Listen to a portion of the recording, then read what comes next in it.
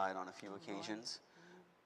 Thank God I didn't physically hurt another human being while I was active, you know, because there was a couple of car accidents that I veered off the road, and I mean, you know, there could have been. So the progression was pretty rapid and pretty heavy duty. It was rapid and it was strong. And Yeah. the funny thing is I say funny, but my bottom to satisfy my requirement to look for a better way, I needed an emotional bottom, because the physical bottom, I really wanted to die at that point. You know, partying initially was with other people, you know, social, you know, having a good time. Towards the end, it was just me, days on end, and I wanted to die. And what do they say? It's a disease of isolationism. Yeah. Absolutely, and it was only until my mother kicked me out of the house. No kidding. So that was a turning point? That was the turning point, No kidding. because I was in rehab. Well, I didn't go to rehab. I went to a detox. I almost died. I was in hospitals. I didn't wind up in jail yet, but the only thing left me was jail and death. And my mom turned her back on me, and that's when I decided to listen to people and go get help. And Jeff, let me ask you a question. How did God figure into your life? It's really simple, and if people go to a 12-step program, particularly AA, it talks about a higher power, okay? And my higher power from the get-go was God. There's no way about it. I mean, I do believe in God. I believe in Jesus. I believe in the Holy Spirit. You know, my Catholic upbringing came back to me in a way I've never knew before, because my Catholic upbringing as a child was a little fearful. You stub your toe. Oh, see what God did? You know, God didn't make me stub my toe. I wasn't paying attention. You know, but the God the God that I came to believe in, restored me to sanity, restored me to sobriety. You know, with the help of other people, putting people in my life that can help me get sober, stay sober, and more importantly, help others. Because that's what sobriety is all about: is helping others and becoming a useful member of society. Well, knowing you the way I have, that's something that you do continuously on an ongoing basis. Jeff, you mentioned a dark, deep secret. You want to share some of that with us? Yeah, I do, because I think it's important, and throughout recovery, you have to uncover layers like an onion to expose yourself to allow healing. And I did that through working 12 steps. And it was only until, and my deepest, darkest secret is that I was sexually abused as a child. You know, don't worry, Mom, it wasn't anybody in the family. You know, and I can, you know, people look at me weird, like, how could you joke around about it? Well, it's so rare for a guy, you know, to open up about that. As women, you know, we're just seen as vulnerable, and we were the victims. But guys, you know, just it's always that kind of you know, got to be able to defend myself. And I don't. It's not funny. I understand that. I don't want people to feel sensitive or offended by this. But I'm free now because I exposed it. You know, I shared it with another human being. Yeah. You know, I mentioned what happened.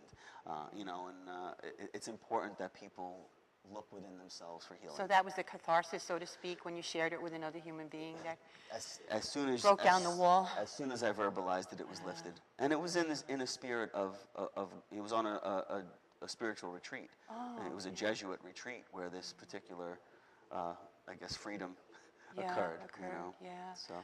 And you know, throughout recovery, I mean, and that really, and this is after I was sober for about 5 years. That this, because it was so buried, you know, and it really springboarded me. And I really think to speak freely about it, because I don't know who's going to benefit from it. And I truly believe that God saved me to help others. Period. And Jeff, if somebody were catching the show today and watching us. And just saying, yeah, well, it all sounds good and you're already on top of the mountain, but I'm still under the gutter. What's my first step? The only person who has the ability to accept the fact that they have a problem is the person who has the problem. Okay, because I was the last person to know I had a problem. Everybody else knew, you know, so for the person that's out there, if you are struggling and you are in addiction or in depression, it's okay to say, I have a problem. You know, I mean, millions of people have problems. You know, those who don't seek help, they fall deeper. Yeah. And what do they say in the rooms? You don't have to do it alone.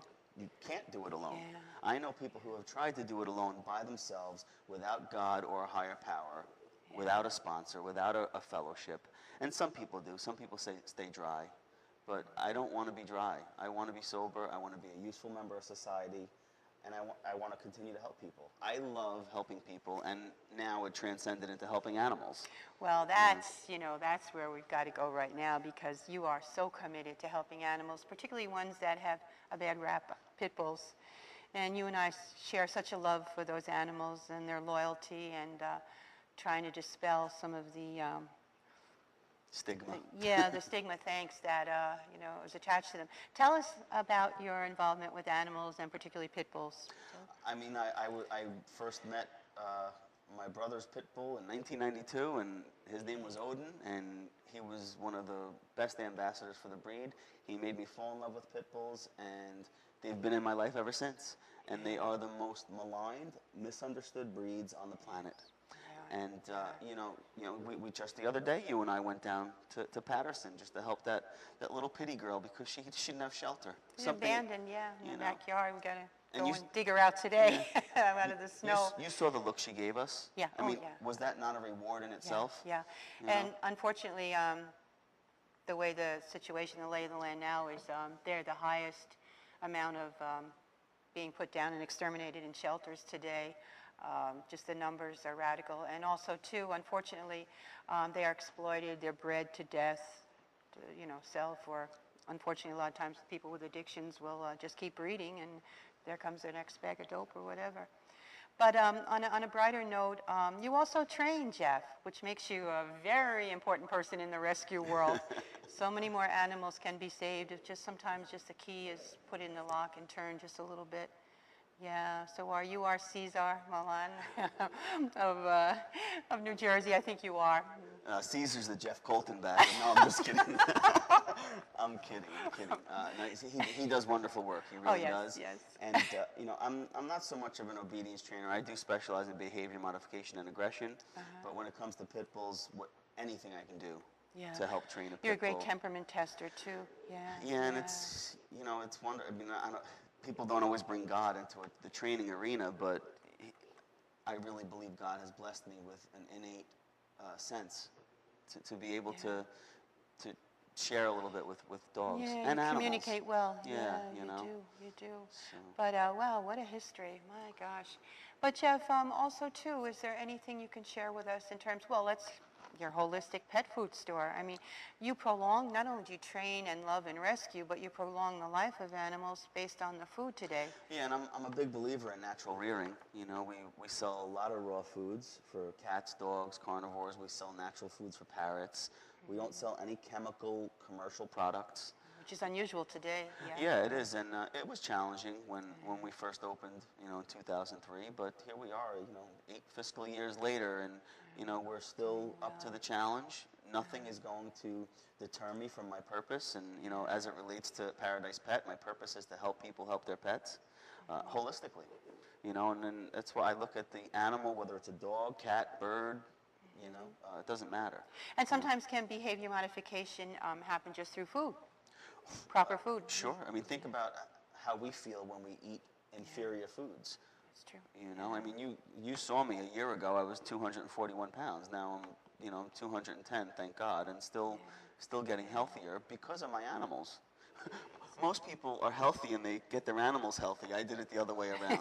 Okay. My animals were healthy, so I said, geez, look at them. They're in great shape. I better get my butt together.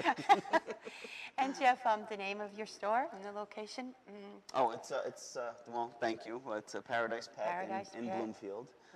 They can go to njpetshop.com. And as it relates to, this is for rescue groups too. I do free evaluations for rescue groups. I do fundraisers because I conduct holistic pet care seminars. So if there's rescue groups out there that would like me to conduct a seminar, 100% of the proceeds would go to you and your organization. That's wonderful, Jeff. And you are living a dream. You are on the greener grass now. And anything else that you're shooting for at this point in time? I am.